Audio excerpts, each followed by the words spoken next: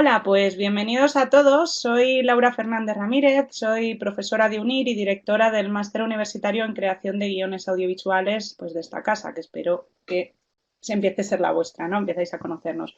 Somos la Universidad Internacional de La Rioja, una universidad online que tiene ya más de 10 años de experiencia y, bueno, pues tengo la suerte de dirigir un máster que ya lleva pues 8 promociones, vamos a empezar la novena y entre nuestro claustro de profesores, pues tenemos la suerte de tener a Juan Luis Aceituno, que es guionista y parte del Departamento de Desarrollo de Proyectos de Alea Media, una de las más importantes productoras españolas, que se responsabiliza de títulos tan relevantes y tan conocidos como pueda ser el futuro estreno de Patria, que se realizará en HBO en septiembre, retrasado pues, por medio de esta pandemia que hemos padecido todos, y de series como Madres para Amazon Prime o de Vivir sin permiso en Telecinco. Juan Luis nos va a hablar de pues, cosas que nos afectan, en cualquier caso a los guionistas, eh, pues como son todos los imponderables de producción que hay que tener en cuenta a la hora de escribir, ¿no? Cómo salvar cuestiones como dificultades en presupuesto o cuestiones de organización de un plan de rodaje o cuestiones que hay que tener en cuenta a la hora de escribir y no solo nuestra ilusión o nuestra apetencia, ¿no? Por una determinada historia o porque la historia gire hacia un sitio, sino que tenemos que tener en cuenta que unas historias tienen que poder ser rodadas, ¿no? Nuestras historias tienen que ser rodadas. Eso en cualquier caso, pero ahora con la pandemia, con la enfermedad del COVID-19, pues claro, esto se acentúa con todas las dificultades que ha impreso esto en los rodajes y por tanto esto termina repercutiendo en el trabajo de guión. Juan Luis pues sigue trabajando durante la pandemia y entonces es uno de esos guionistas y parte de una productora en la que pues tienen que tener en cuenta estos imponderables de producción en cualquier caso, pero estos imponderables de la realidad que se nos ha impuesto a todos en este caso concreto.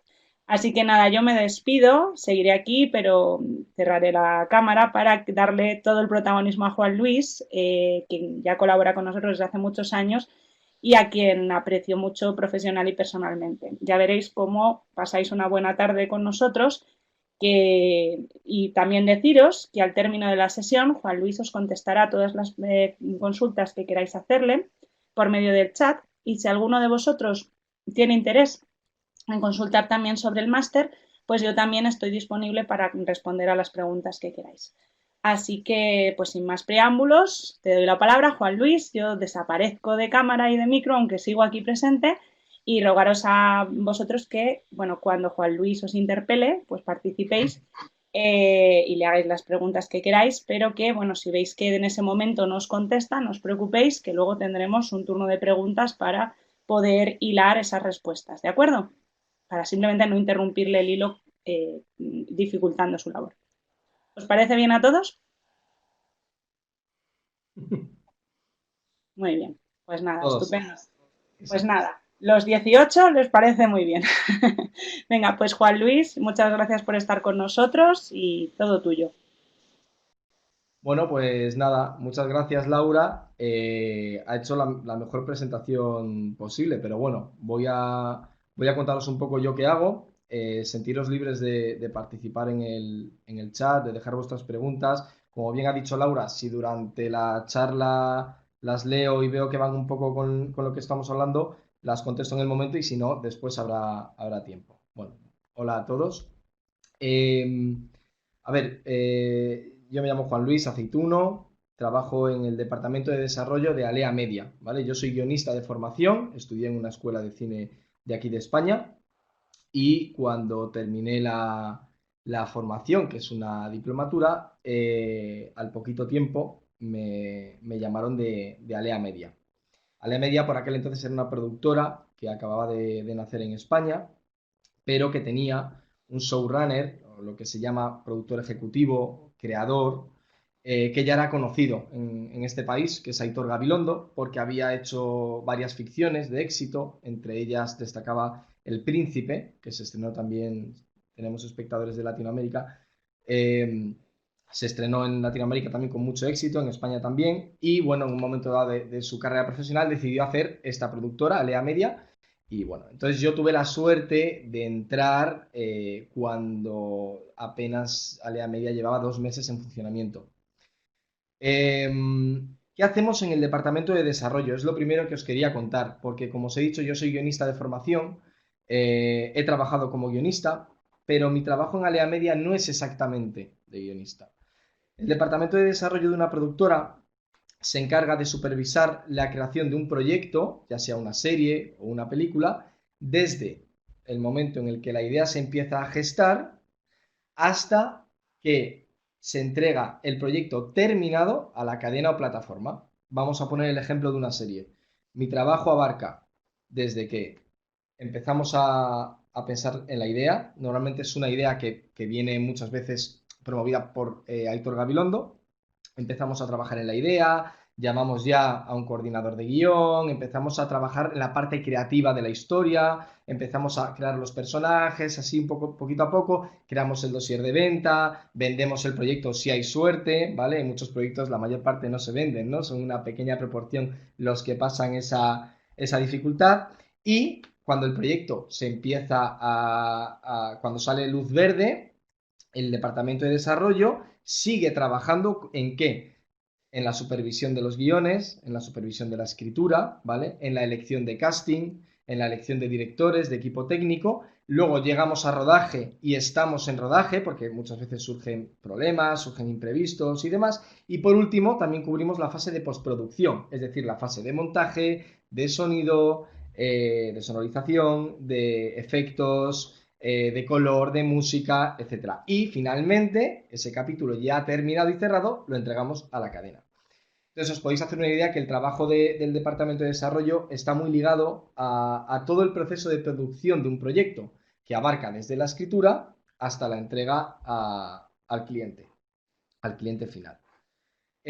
Así es como hemos trabajado en Vivir sin Permiso, serie que podéis ver en Netflix. Así hemos trabajado en Madres, que es una serie que ahora mismo está disponible en Amazon Prime Video en España y en Latinoamérica. Prontito, prontito estará. Y así hemos trabajado en Patria, ¿vale? Que es serie de próximo estreno, como bien ha dicho Laura, en HBO.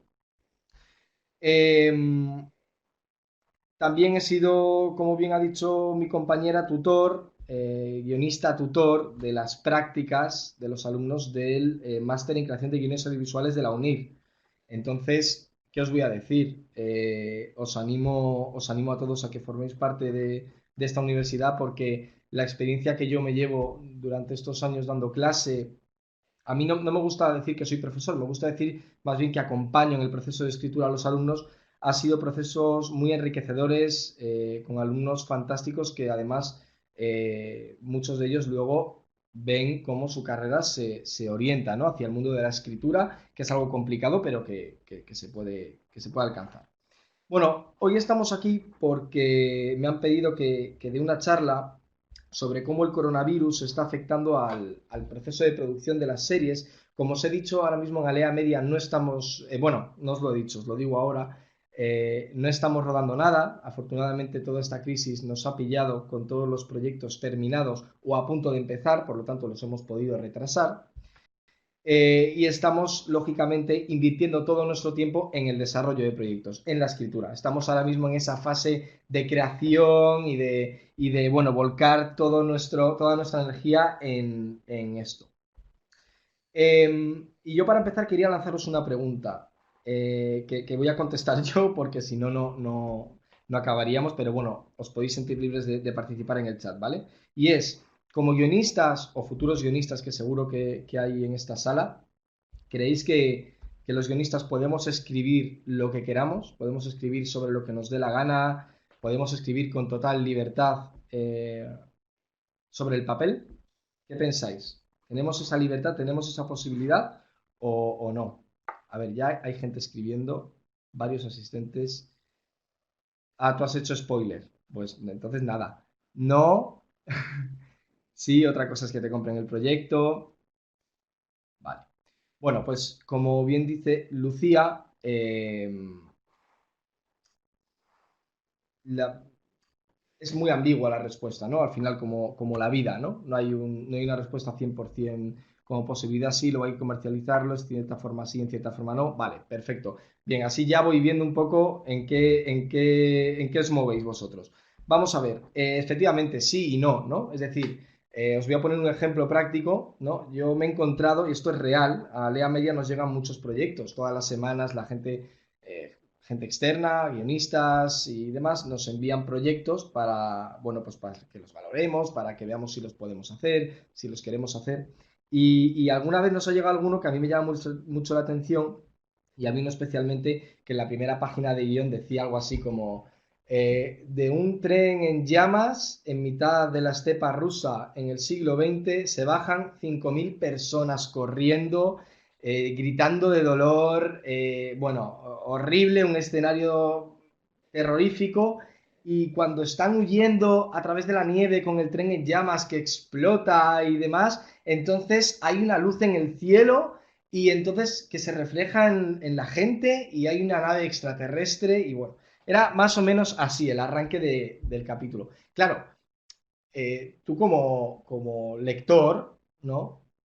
Puedes decir, ostras, qué proyectazo, ¿no? O me llama mucho la atención, o joder, qué guay, naves extraterrestres en 1879 con un montón de gente en Rusia y tú como lector dices, me he enganchado a esto, tengo que seguir leyéndolo, ¿no? Entonces esa es la parte del sí, la parte de que tú puedes escribir lo que quieras y pueden ser cosas espectaculares y puede ser todo lo que imagines. Claro, hay otra parte que es la que ha dicho alguien por aquí, que es que luego hay que venderlo. Esto no quiere decir que estos proyectos no se vendan, ni mucho menos. Ahí tenemos muchas series como ejemplo. Lo que pasa que es verdad que, sobre todo cuando uno está empezando y demás, los proyectos ambiciosos o los proyectos con tanta ambición y con unos valores de producción, que ahora explicaré lo que es, tan grandes, necesitan de un poco de maduración, de tiempo, de contactos, de conocer el medio, de conocer a la gente que está en el medio y demás. De primeras, entregar este guión es verdad que, o este proyecto, echa un poquito para atrás porque, claro, tú estás como lector, estás leyendo unas frases espectaculares. Ahora, como parte de productor, ¿no? De la productora, estás oyendo los euros o los dólares o lo que sea, estás oyendo clink, clink, clink, clink, clink, clink, clink, clink, y nunca se acaba, porque en una serie así nunca se acaba esto, ¿no? Entonces, yo siempre digo, la diferencia de una novela, eh, vamos a ver, el guión podría ser considerado un género literario. De hecho, yo no sé en países de Latinoamérica, pero en España se están empezando a vender como género literario como tal, ¿no? Guiones de películas normalmente ya están hechas y se venden en librerías. Y hay pequeñas secciones ya de guión en algunas, pero que llegan como de forma muy tímida. La gente los compra, no los compra, los mira, luego no se los lleva, porque claro, es un lenguaje distinto y demás. ¿Por qué ocurre esto? Porque el guión es una herramienta al final, ¿no? El guión es un medio que nos lleva al fin, a un fin de creación. Y ese fin de creación depende de muchos factores, no solo de la escritura. Depende del dinero, depende bueno, del casting, depende de los medios que se tengan, los medios logísticos, no solo económicos, y de un montón de factores que son los que hacen del guión una herramienta y no un fin. Aunque, como os digo, hay mucha gente que lo considera un género literario en sí mismo y creo en parte que, bueno, que el guión como consecuencia de sí podría llegar a ser un género literario, pero su nacimiento y su creación es por otra cosa, ¿vale? Es para ser llevado en imagen y sonido, porque al final es lo que es el guión. Si vosotros estáis acostumbrados a la escritura de guiones, sabéis de lo que hablo, ¿no? El guión son imágenes más sonido. Por eso yo siempre hablo de la importancia, tanto como guionista como la parte más relacionada desde mi trabajo con la producción pura y dura, siempre hablo de la importancia de la escritura inconsciente y la escritura consciente. La escritura inconsciente es la que deberíamos tener todos en nuestra vida cuando empezamos a escribir un guión. Es la escritura en la que no pensamos, no significa escritura automática, ¿vale? Escritura inconsciente se refiere a que no pensamos en lo que estamos escribiendo en más términos más allá de los de la propia escritura y narrativa o dramática, ¿vale? Pensamos en lo que queremos, nos funciona en la cabeza, lo traducimos al papel y no hay nada que nos corte. Lo que pasa que la escritura inconsciente debe estar acompañada de una lectura consciente, ¿vale? Es decir, yo termino de escribir mi guión y cuando lo leo sí que conviene que los guionistas sepamos un mínimo de producción para saber de qué va esto que estamos escribiendo, cómo es de caro, se puede hacer. Es muy importante, yo valoro y valoramos mucho, yo creo todos, la importancia de encontrar guionistas eh, que, que han desarrollado un instinto maduro de producción, ¿no? Es decir, de saber lo que está costando lo que está escribiendo. Muchas veces esto se gana con la práctica, se gana con el trabajo, se gana con estas cosas, ¿no? Pero yo creo que si ya somos conscientes mínimamente, ¿no? Antes de empezar a escribir, yo creo que nos puede traer más alegrías que desgracias, ¿no? Entonces, lo que yo digo es eso, escritura, y es lo que le animo a hacer a mis alumnos. Yo he tenido alumnos este año en el máster de guión de la UNIR que han escrito historias muy caras, muy, muy, muy, muy caras. Pero ¿sabéis lo bueno? Que son conscientes de ello. Ya lo saben. ¿Por qué? Porque hemos aprendido a hacer eso parte de escritura inconsciente y lectura consciente. Y es una maravilla porque al final lo más importante es saber qué estás escribiendo y no solo y cómo se va a traducir esto en imágenes, ¿no? Y cuánto va a costar. No hay que saber la cifra, pero sí hay que ser consciente de lo que estamos haciendo, ¿no? Bueno, y ahora ya enlazo todo esto con la parte del COVID. Insisto, si tenéis alguna pregunta o algo, dejadla en el chat, ¿vale? A ver, primero de todo, hay que ser conscientes de que los guionistas siempre hemos vivido con límites, ¿vale? Los guionistas no jugamos en un campo abierto, en un césped, en una pradera. En la pradera siempre hay vallas, ¿vale? Y las vallas vienen marcadas siempre por el dinero, por los medios económicos y logísticos que tiene la producción. ¿De qué dependen esos medios logísticos y económicos? De cuánto dinero tengamos para hacer esa serie. Es decir, la serie se ha presupuestado, el cliente nos ha dado un dinero, que puede ser el que hayamos pedido o menos, más no creo, y con ese dinero nosotros tenemos que hacer la serie. Por lo tanto, un guionista no puede escribir en esa pradera verde todo lo que quiera, sino que tiene que adscribirse a esos límites, ¿vale? Os digo esto porque el COVID, como bien ha apuntado antes Laura y como muchos de vosotros ya sabréis, lo que ha hecho es limitar la escritura, pero los guionistas tenemos ya músculo en eso, ¿no? Ya sabemos un poco qué es estar limitado en la escritura. Aún así, el escenario es muy nuevo para todos. De hecho, yo siempre lo digo, ¿no? Que si en diciembre nos hubiesen dicho esto, o en noviembre, ¿no? del 2019, viene alguien y te dice, tengo una historia sobre es una pandemia mundial, nos confinan en casa, estamos encerrados y entonces hay muchos muertos y el mundo parece que va a desaparecer, seguramente no lo hubiese vendido el proyecto, ¿no? Os hubiese sido complicado venderlo. Y sin embargo ha ocurrido, ha pasado y eso al final nos ha transformado a todos, ¿no? De alguna u otra manera. Y ha transformado o está transformando la industria audiovisual. No voy a hacer, o sea, no voy a concretar si en España, en Perú y demás, porque entiendo que, yo voy a hablar de España, pero entiendo que a nivel global habrán pasado cosas parecidas. Me pregunta Rocío que si son caras esas historias porque se utilizó mucha ficción. Bueno, más que mucha ficción, mucha ciencia ficción. Sí, en este caso sí. En el caso de que os he hablado, era un alumno que utilizó la ciencia ficción. Era una serie muy de personajes, ¿vale? La que tenía, pero en un entorno posapocalíptico. Entonces ya, o sea, ciudad posapocalíptica, prepárate. Luego hablaremos del punto de vista que eso también influye. Seguimos con el impacto del COVID. Vamos a ver, el COVID de nada, Rocío. El COVID ha impactado de diferentes formas en los proyectos, ¿vale? Puede impactar en preproducción, que es cuando la serie está a punto de arrancar. Puede impactar en rodaje, que es un desastre. Y puede impactar en postproducción, que bueno, más o menos lo puedes salvar. En nuestro caso, en Alea Media, el COVID ha impactado en la fase de preproducción de un proyecto que hemos podido retrasar y en la fase de postproducción de otro proyecto que era Patria. Patria era una serie que se estrenaba en mayo y por el coronavirus no se pudo terminar el montaje de los capítulos y hubo que pasar el estreno a septiembre. Las que han cogido en rodaje aquí en España, bueno, digo que es un desastre. Afortunadamente, las series han arrancado ya de nuevo, la gente está trabajando otra vez, ya os contaré ahora en qué condiciones y demás y cómo ha influido eso en la escritura. Y dentro de lo que cabe, no tenemos que lamentar grandes pérdidas a nivel de calidad o a nivel económico, que siempre hay, pero bueno, sabemos todos que es una situación excepcional, ¿no? Bueno, como os digo, el impacto económico que tiene el coronavirus. Antes de eso quería comentaros lo que son los valores de producción. Los valores de producción son todos aquellos medios que hacen una producción posible, ¿vale? Bueno, de hecho creo que ya lo he contado, ¿no? Que es básicamente el dinero, ¿vale? El dinero que tenemos. Entonces, el impacto económico que ha tenido el COVID es lo que más importancia tiene.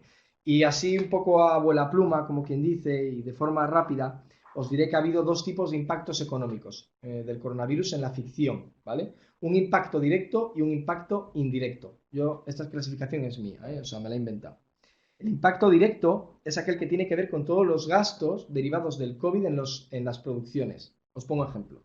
Geles desinfectantes, EPIs, mascarillas para el equipo, para todo el equipo de rodaje, desinfección de vestuario, contratación de personal de limpieza extra, contratación de una persona para que todos los días a todos los técnicos de un rodaje les tome la temperatura, pruebas del coronavirus a todo el equipo de las productoras, ¿vale? Eso es el impacto directo, es decir, necesito una serie de medios que me exige en España es la Spain Film Commission, ¿vale? Que es una agrupación que de alguna forma redacta la ley o la nueva normalidad en los rodajes, ¿vale?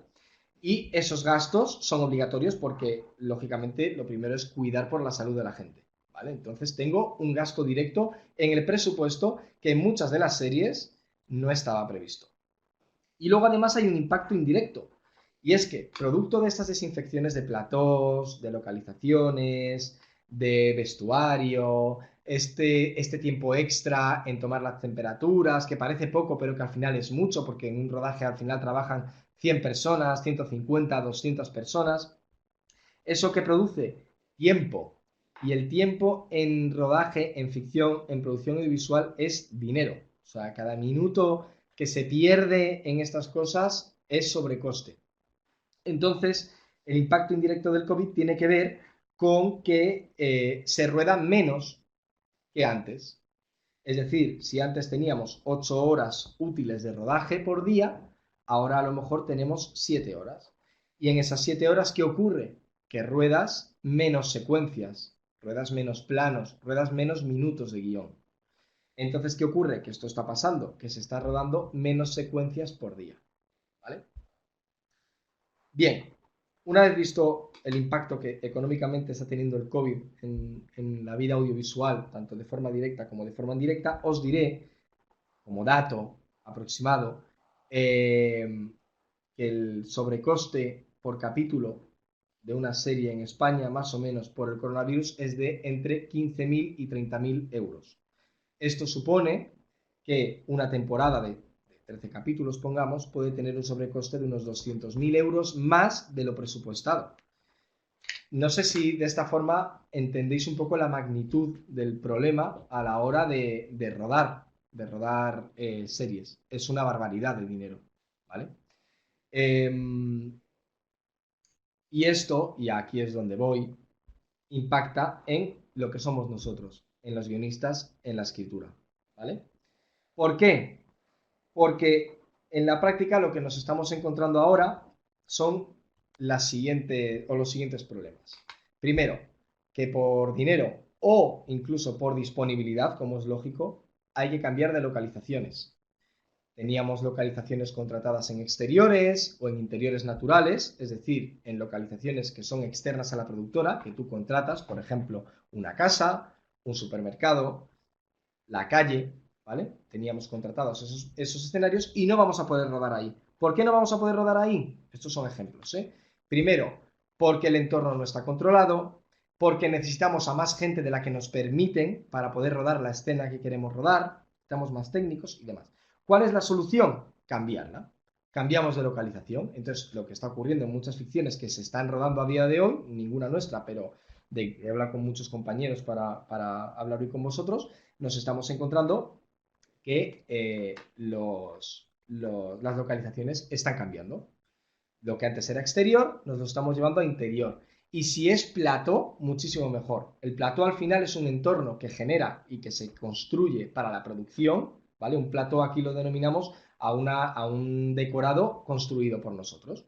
Entonces, ¿qué ocurre? Que si tú te puedes llevar todo a plató, tienes todo mucho más controlado, conoces bien el espacio, tienes todo bien organizado, tienes todo perfectamente calculado y entonces se pierde menos tiempo y además te ahorras una localización, te ahorras pagarla y ahorras dinero. Entonces en guión se traduce en tenemos que llevar varias escenas que estaban en un sitio a otro y eso puede influir en la escritura, lógicamente, en los diálogos, en las acciones y en todo.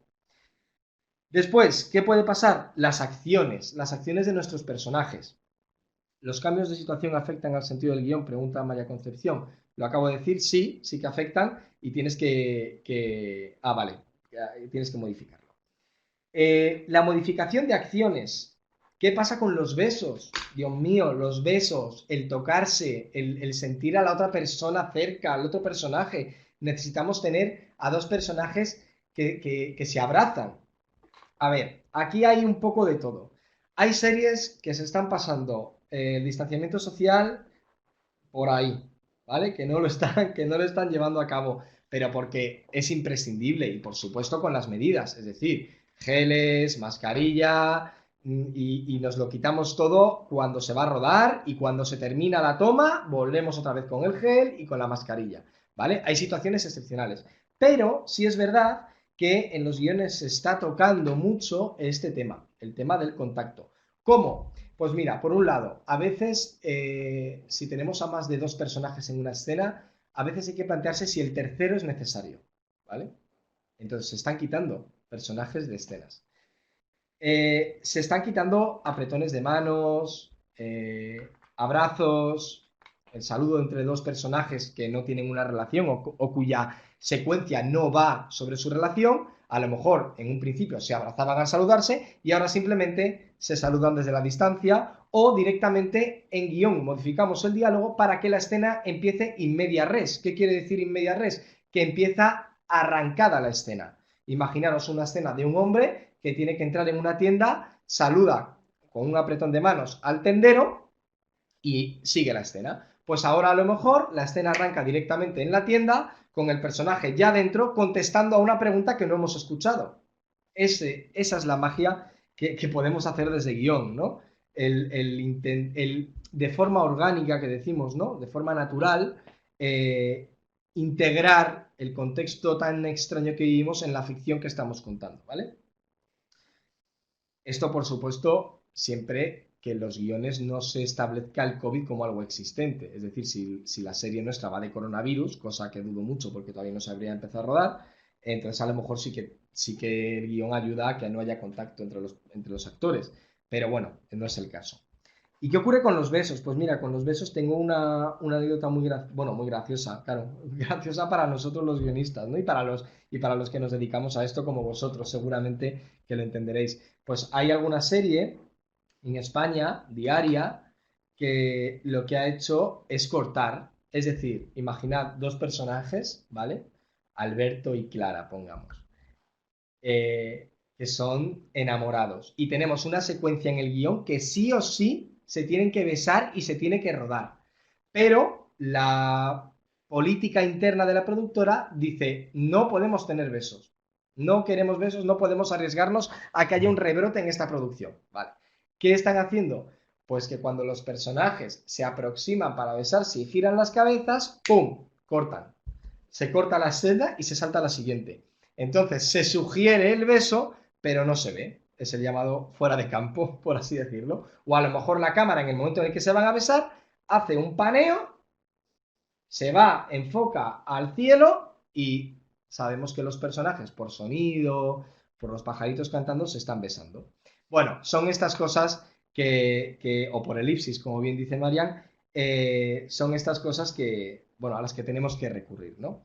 Em, como en el cine clásico con el código Hays. Efectivamente, es que de hecho hay muchas técnicas narrativas, como la elipsis que decía Marian o el fuera de campo, que lo que han servido a lo largo de su historia es para saltar la censura que en ese momento imperaba en el- en un país, en la sociedad, ¿no? De un país. De hecho, aquí en España hubo varias películas durante el régimen franquista que se saltaban la censura con modificaciones en el montaje y en el guión y en la realización a través de técnicas narrativas como la elipsis, el fuera de campo, etcétera. O el simbolismo, mucho simbolismo oculto en el cine franquista las personas encargadas de ver las películas y vigilar vigilar vamos, los que censuraban las películas, no caían en la cuenta porque estaban tan pendientes de la imagen que no se daban cuenta de la metáfora o del símbolo que en ese momento se estaba contando y que nace desde el guión, por supuesto. A veces no, pero la mayor parte del tiempo, de veces sí. Dicen por aquí, Gustavo, por eso es mejor hacer más guión para animación. Sí, lo que pasa es que la animación es muy caro, extremadamente caro. Es complicada la animación, pero estoy de acuerdo contigo. Hay que hacer más guión de animación porque si no... voy a terminar esos 10 minutos antes de... bueno, ahora contesto a las preguntas, ¿vale? Me quedan 10 minutos antes de ir a las preguntas, que veo que tenéis varias, entonces prefiero daros más tiempo a vosotros, simplemente comentaros por encima técnicas narrativas que podemos utilizar no solo en este caso que tenemos el coronavirus y que hay que ahorrar y que el presupuesto es algo fundamental, sino técnicas narrativas que ayudan a contar la historia, que acompañan al carácter dramático de una historia, que acompañan a la narrativa y que la engrandecen por encima de lo obvio, ¿no? Que muchas veces siempre se dice que la primera opción, si tenemos un problema, la primera opción hay que desecharla, la primera solución que se nos ocurra hay que desecharla, porque es la común, la más habitual, no es la brillante, hay que ir más allá. Entonces, estas técnicas narrativas proponen un poco eso, ¿no? Huir de lo lógico, digamos, o de lo obvio, o de lo predecible, y apostar por una solución que vaya un poquito más allá. Y además nos puede venir muy bien para el tema del COVID. Vale, lo primero que podemos hacer en estos guiones que pueden presentar dificultades presupuestarias por el COVID o dificultades a nivel logístico y demás, pero que, insisto, por favor, y esto no voy a pararlo, lo podríamos utilizar en cualquier historia y engrandecería seguramente el conjunto. El primero es el cambio en localizaciones, ¿vale? Lo que os he comentado antes. Para que os hagáis una idea, en el caso este del tren que os he dicho al principio, ¿no? El tren que estalla, que lo vemos en la nieve, que lo seguimos en las vías y vemos las montañas, la estepa rusa, siglo XX y demás, no es lo mismo contar la historia de ese tren viendo el tren desde fuera que viéndolo desde dentro. Es decir, todas las escenas que ocurran dentro de un vagón serán más viables económicamente que las escenas que ocurran fuera del vagón, es decir, en el tren, con el tren entero delante, ¿vale? ¿Por qué? Es lógico, ¿no? Es decir, imaginad un tren de 30 vagones que no sabes ni dónde acaba, o de 80 vagones o los que queráis, ¿vale? Y dos personajes que están hablando fuera del tren. No es igual de caro eso que esos dos personajes sentados dentro de un vagón en un espacio construido mucho más limitado y por tanto más barato, ¿vale? Caso práctico, en Madres, por ejemplo, Madres es una serie que transcurre en un hospital. En Madres, para que os hagáis una idea, la escritura del guión de Madres, de los guiones de Madres, está marcada por la proporción entre plató y exteriores. ¿Por qué os digo esto? En Madres el hospital está construido entero en dos grandes naves. Entonces, es mucho más barato rodar en ese plató construido para el rodaje que rodar en un despacho en mitad de Madrid, que contratas y demás. Entonces, ¿qué ocurre en esta serie de Madres que hemos hecho? Y esto sin coronavirus ni nada, que partiendo del dinero que teníamos, el director de producción decía, bueno, pues si tenemos este dinero, aproximadamente deberemos tener un 70% de la serie en hospital y un 30% de la serie en exteriores. Y esto influye en la escritura directamente, porque cuando tú escribes como guionista el guión, tú puedes tener esa escritura inconsciente de la que hablábamos antes. Pero cuidado, la lectura consciente te tiene que decir, ojo, que me he pasado y me tengo que llevar alguna escena al hospital. ¿vale? Esto es muy habitual y en Madres lo hemos vivido mucho y los guionistas siempre luchamos, y yo desde el punto de vista de desarrollo, luchamos para que nos den más dinero o para que el director de producción apriete más la partida económica y tengamos más exteriores, que siempre se agradecen mucho. Solo basta ver una serie cualquiera que transcurra aparte en plato, cómo se agradece cuando los personajes salen de ahí. Segunda técnica narrativa, voy más rápido. Elipsis, la han comentado antes Marian, creo que se llamaba. Decía Concha Velasco, una grande del cine español y del espectáculo español. Decía que el cine le gustaba, o le gusta, perdón, el cine le gusta más que la vida. ¿Por qué? Porque en el cine hay elipsis. En el cine te saltas la parte aburrida de la vida. También lo decía Hitchcock. Relacionamos a Concha Velasco con Alfred Hitchcock. Esto es una maravilla. Es que además cuando lo vi dije, madre mía. Hitchcock decía que el drama es la vida, pero con las partes aburridas cortadas. Y eso es la elipsis. La elipsis, seguramente lo sepáis gran parte de vosotros, consiste en omitir una parte de la acción, ¿vale?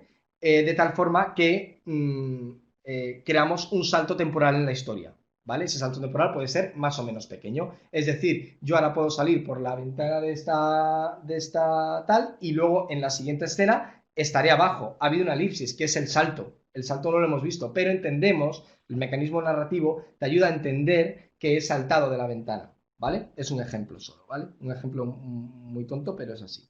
Ejemplos muy rápidos. Bueno, todas las películas empiezan con una gran elipsis, ¿no? Porque las películas empiezan con la vida de un personaje que ya ha arrancado. Nos hemos saltado toda la parte anterior de la vida de los personajes. Entonces, las historias, quieramos o no, van ya con una gran elipsis dentro de sí mismas, ¿no? Pero bueno, casos más prácticos. Os contaré que nosotros en Madres íbamos, en guión estaba escrito un accidente de coche. ¿Qué ocurría? El dinero. Muy caro rodar un accidente de coche con un niño implicado, es mucho tiempo, 70% plató, 30% exteriores. Entonces, ¿qué decidimos? Contarlo en elipsis. ¿Y qué pasaba? Que llega la abuela del niño al hospital. Mi hijo, que le han atropellado, ¿dónde está? Y el niño ya está en el hospital. ¿Vale? Muchos de vosotros diréis, joder, pero es que qué rollo, tal. Es verdad, es como escritores y como creadores nos están limitando la libertad, pero también os digo que si se hace bien, si está bien narrado, si está bien contado, no es tan importante, no es tan fundamental verlo. De ahí viene la siguiente técnica narrativa, que es el fuera de campo. Todos seguramente lo habéis visto en algún momento, ¿no? La explosión que nunca vemos y que únicamente lo que estamos viendo es la reacción de un personaje a esa explosión.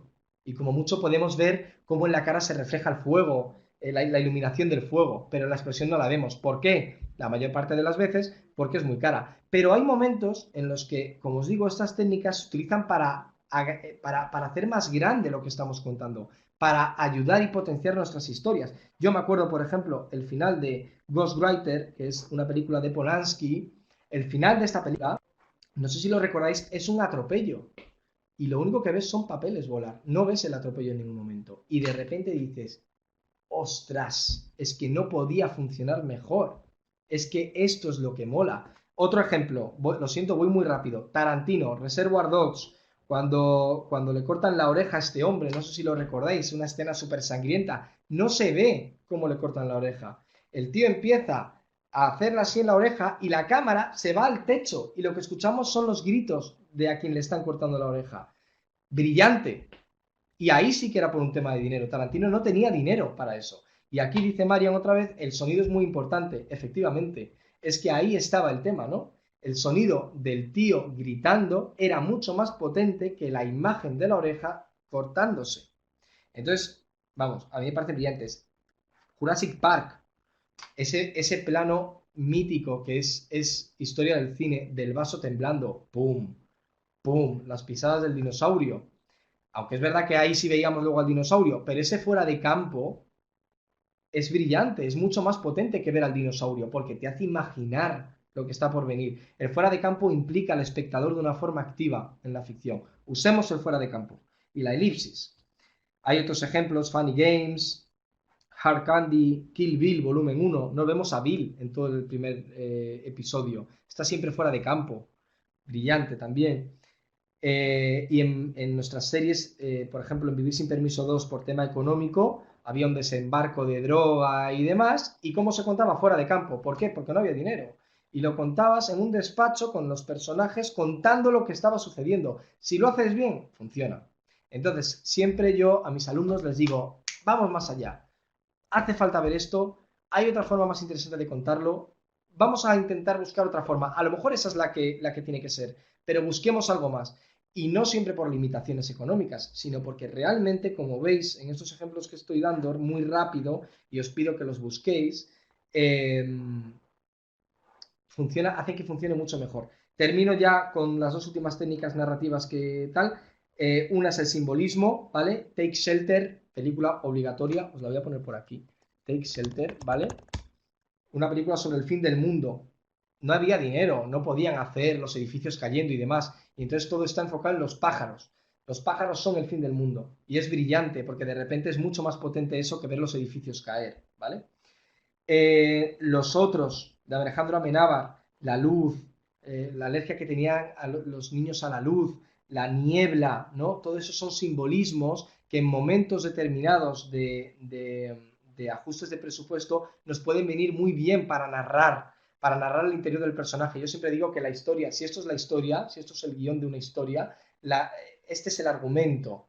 La historia en realidad transcurre por aquí abajo.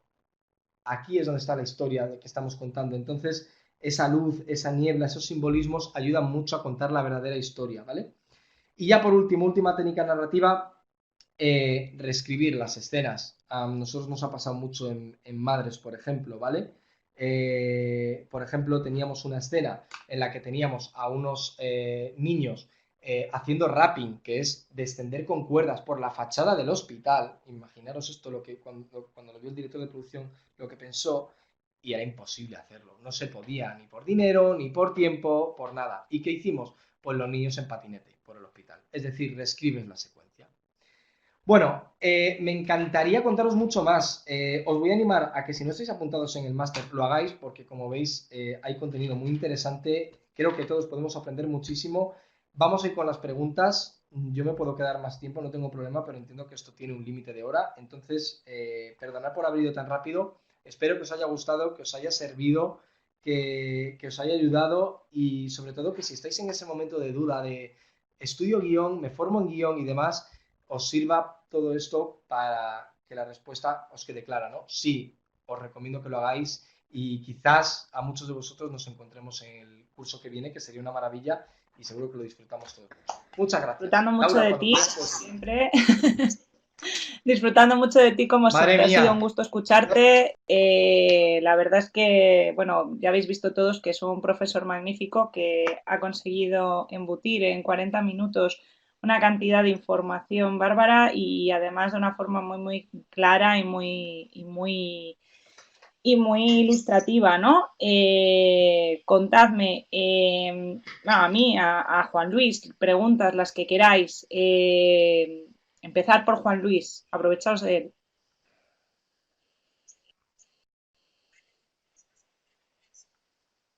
Aprovechar, aprovechar. Igual hay alguna que se nos ha quedado atrás, seguramente. Si no os importa, volver a... Mira, aquí Pablo decía una secuencia en Amar es para siempre, en el que un personaje iba a abrazar a otro y este le decía, no me toques que estoy sudada. Maravilloso. Es una solución para el coronavirus brillante. O sea, vamos, o sea, te incita además a la comedia, ¿no? Esto está muy guay. Venga, vamos a ello. Va a haber una segunda Está parte de bien, esta eso Open demuestra Class. que le ha La gustado primera mucho a pregunta... Jandri tu clase No, y que tiene mucho interés en lo que has contado. No, desgraciadamente no, es una Open Class única que podemos continuar yo encantado. en el máster en otra ocasión, pero ahora mismo no, es una única Open Class que sería muy interesante poder seguir andando en ello. Así que aprovechate y pregunta, pregunta. Marian te pregunta si has participado en el guión de Patria. Pregunta cosas. Juan, Ujú. Patria es una serie que, como sabéis, está basada en la novela de Fernando de Aramburu y el guión está escrito en su totalidad por Aitor Gabilondo, que es, como os digo, el showrunner de Alea Media. guionista de formación, brillante, y no porque sea mi jefe, sino porque creo que es uno de los mejores guionistas que hay en este país. Y los ha escrito él. Nosotros los hemos leído, los hemos comentado, hemos hablado, pero los ha escrito él en su totalidad. Y son, bueno, pues cuando veáis la serie si tenemos oportunidad de coincidir en el máster o lo que sea, ya me contaréis qué os ha parecido. Pero yo creo que va a gustar mucho. Pero son escritos por Aitor. Juan Enrique te pregunta si esta situación influye en los guiones por escribir, que eso está claro, pero ¿y en los escritos ya? Si toca adaptarlos todos o si hay alguna solución. Sí, sí, bueno, como digo, en los guiones que ya estaban escritos y que todavía no se habían rodado, toca adaptar seguramente. Hay algunas series que, como os digo, no han intentado hacer las menos adaptaciones posibles y las menos modificaciones posibles. Pero en la mayor parte de ellos sí que hay que tocar escritura y si no es escritura, en set de rodaje hay que modificar cosas, acciones. A lo mejor en guión se nos ha pasado algo y en el set de rodaje la directora o el director no le queda otra que modificar la acción por estos Amplía motivos, ¿no? la Entonces pregunta, sí, hay Handry, que sobre este adaptarlos. tema, que dice que si es buena idea adaptar los guiones de la serie a la situación de la pandemia. Quiero entender, no sé si estoy en lo cierto, en adaptar su argumento a la pandemia, porque lo que es la cuestión logística de rodaje hay que hacerlo. Sí, él dice la historia.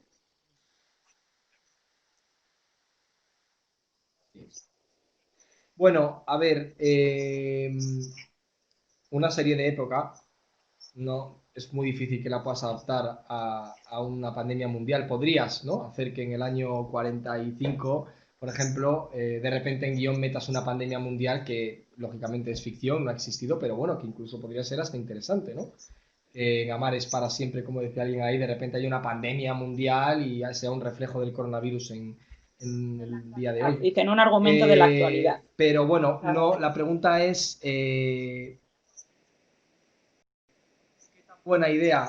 Bueno, a ver, ahora ya estamos viviendo una etapa en la que están viniendo muchas series ya sobre el coronavirus y se están empezando a anunciar. Bueno, podemos adaptar las historias que ya tenemos escritas o las que queremos escribir a cosas relacionadas con el coronavirus que no tengan que ver con el coronavirus necesariamente. Pueden hacer una mención en un capítulo de los personajes a la pandemia, o puede ser que el punto de partida sea las dos personas que se conocen el primer día después del confinamiento. Podemos crear a partir del coronavirus. Ahora, que el eje central sea el coronavirus, va a haber muchas historias. Oye, si es muy buena, seguramente se haga. Pero si no, tampoco yo creo que haya que romperse mucho la cabeza con esto ahora. El coronavirus está bien, Quizás sí puede dar puede lugar ser a historias, pero interesante, tampoco Juan hay Luis, no lo que, sé, hay te que pregunto quemarse yo, mucho con esto. el tener Pues vamos allá. en mente, aunque tú estés escribiendo otra historia, ¿no? Sobre otro tema, sobre otro argumento, no haya pandemias mediante ni nada, cosas como el miedo a la muerte de un familiar o temas que están relacionados indirectamente para el espectador con la pandemia, bueno, directamente, pero me refiero o el miedo al aislamiento o la claustrofobia o temas que puedan haber sido levemente próximos a, o sea, que estén de actualidad aunque no haya un virus en la historia.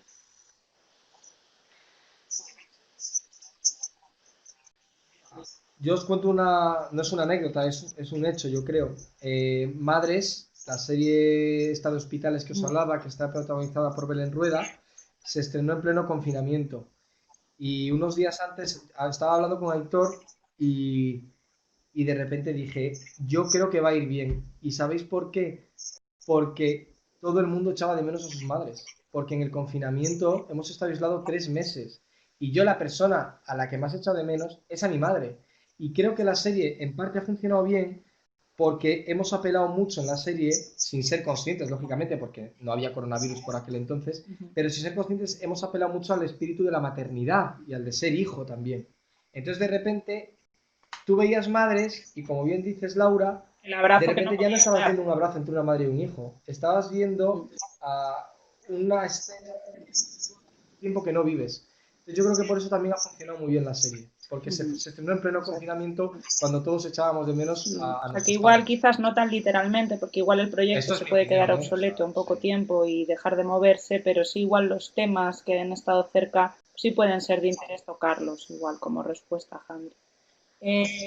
Me han preguntado Sí, más adelante sobre Patria, si siendo una totalmente. historia política o polémica habéis tenido censura en ello. Yo entiendo que quiere decir más autocensura que censura, porque censura política no se tiene en ningún No. caso.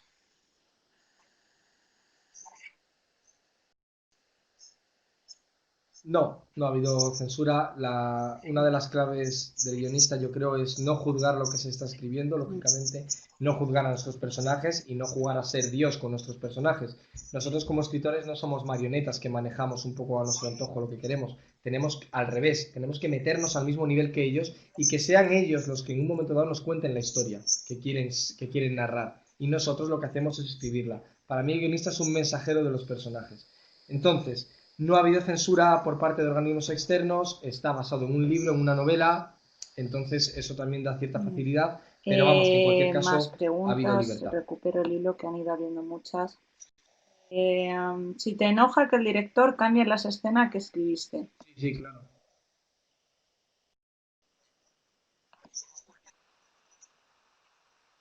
A ver, a mí no, pero ¿sabéis por qué? Porque como os he dicho, yo trabajo en el departamento de desarrollo. Yo no soy guionista 100% de los proyectos.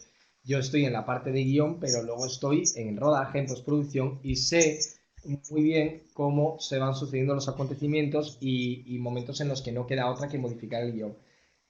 Hay guionistas a los que les molesta, guionistas a los que no, y luego hay cambios que están justificados y que yo he motivado a hacerlos, por ejemplo, y cambios que no están tan justificados y que son más una, una decisión de alguien que quiere, bueno, pues mostrar o que va a quedar mejor y demás. Los actores también, por ejemplo, muchos sueltan más texto del que está escrito a veces, unos lo hacen muy bien y ayudan a que el personaje mejore al que está escrito en guión, y otros, pues pasa lo contrario, que de repente en montaje tienes que cortar todo lo que han metido de más en texto. Esto es como en todo. Entonces, bueno, al final somos un equipo, hay que ir todos a una y habrá cosas que mejoren el guión y Ujú. cosas que no. Cambios, Bien, siempre va a haber matizaciones y demás, sí, vamos a ver, claro. tengo que hacer una pequeña selección, disculpadme porque estamos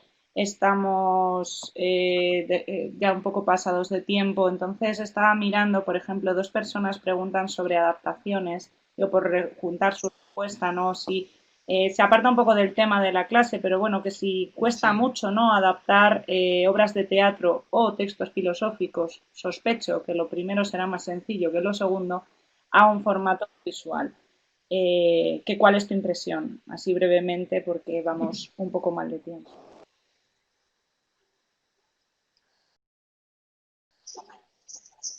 bueno, yo creo que es que, claro, en un Mm, texto filosófico entramos en temas ya muy complejos porque en la filosofía al final estás hablando de cosas muy complejas, ¿no?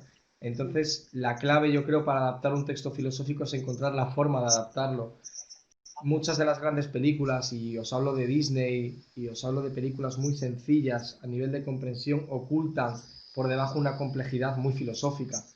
Entonces yo creo que la clave es, si tú vas a coger o adaptar un texto filosófico, es empezar a desgranarlo en sus partes y empezar a hacer un lenguaje nuevo a partir de ese texto. Un lenguaje cinematográfico, un lenguaje visual que permita contar todo ese tratamiento filosófico de una forma más o menos sencilla. El ejemplo más reciente que yo conozco es El Hoyo, que es una película española que tiene por debajo una lectura filosófica que puedes o no puedes hacer si quieres, está a tu elección, pero que parece que está escrita con una complejidad filosófica detrás y que sin embargo en su escaparate es súper sencilla, súper entretenida, muy potente visualmente y muy buena. Entonces, bueno, la clave yo creo es encontrar el vehículo para contar esa o para adaptar ese texto filosófico. En el teatro es más sencillo, lo que pasa es que en el teatro no hay que caer en el exceso de diálogos, hay que recordar las acciones, hay que recordar la importancia de los primeros planos, que en teatro están un poquito más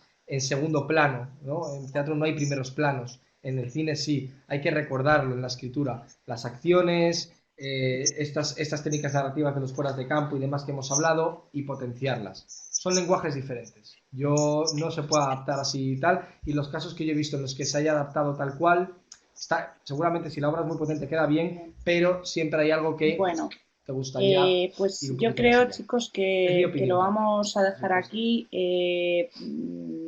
Bueno, te preguntaba Pablo por algo que yo creo que posiblemente sea algo excepcional, si se está buscando actores que hayan pasado el confinamiento juntos o si, que supongo que igual en algún caso, pero no sé si será algo súper habitual. O luego, si esto se está aplicando en las escuelas Sí, de cine. En principio, Fidel, aquí han estado cerradas las escuelas hasta hace nada, las escuelas de cine y las universidades. Nosotros, como somos online, pues hemos podido permanecer en funcionamiento, pero en principio ha estado todo cerrado y ahora, pues sí, están implementando protocolos, pero tampoco es algo, esperamos todos, que no tengamos que aprender en una escuela de cine los protocolos para cualquier otra situación o por cualquier otra circunstancia. Entonces entiendo que es algo que este curso pues sí les han formado ahora, al término, ¿no? Y nada, vamos a dejarlo aquí, si os parece. Espero que la sesión haya sido de vuestro interés. Juan Luis, desde luego has estado soberbio, la sesión ha sido magnífica. Las preguntas también, os agradezco mucho la asistencia y creo vuestro mucho. pues, interés en el tema abordado. Y nada, yo me despido. Si alguno de vosotros, ya os digo, os invito a que si tenéis algún interés, bueno, interés en nuestra titulación, pues que por favor os pongáis en contacto con nuestros asesores comerciales para que os expliquen en qué consiste la titulación. Esto ha sido una pequeña muestra del tipo de docencia que impartimos, del tipo de temas que abordamos y bueno, del funcionamiento de una clase con nosotros. Sería exactamente igual que esta, con una exposición, con una conversación por medio de chat y luego, desde luego, pues tenéis muchos materiales escritos para formaros y luego muchas actividades que realizar y un trabajo práctico, ¿no? Por ejemplo, tutelado por guionistas como Juan Luis, que como ya veis, pues tiene mucha experiencia detrás y mucha capacidad de transmitiros pues la pasión por una profesión y muchas técnicas y soluciones para poder llegar a ser grandes profesionales. Así que nada, con esto me despido y os agradezco la asistencia, agradezco a mi compañero de audiovisuales que haya permanecido aquí con nosotros para velar por el buen funcionamiento de la sesión. Como veis, no ha habido ningún problema pese al exceso de Internet que hemos tenido durante la pandemia. Y nada, muchísimas gracias, Juan Luis, y espero que tú también hayas disfrutado de la sesión. Un saludo. Gracias a vosotros.